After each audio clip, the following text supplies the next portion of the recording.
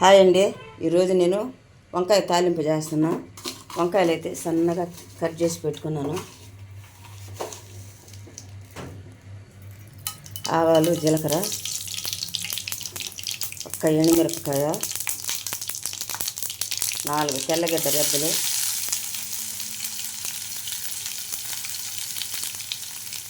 కొంచెం అంత కరివేపాకు. ఇప్పుడు ఈ ఆవాలు వేగాయి కదా, ఇప్పుడు ఈ సన్నగా కట్ చేసుకున్న వంకాయలు అయితే దాంట్లో వేసేస్తున్నా. సాల్ట్, పసుపు ఎత్తుకున్నా. సాల్ట్, పసుపు ఎత్తుకు సన్నగా కట్ చేసుకున్నా. ఇది తెల్ల వంకాయలు. ముందుగల్లా సన్నగా కట్ చేసుకున్నప్పుడు మనం ఉప్పులో వేసి ఓలేసుకోవాలి.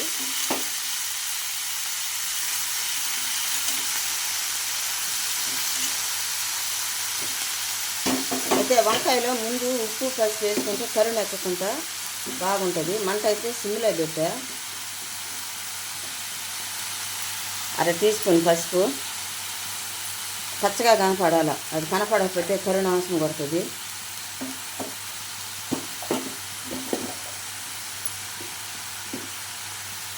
సాల్ట్ తగినంత.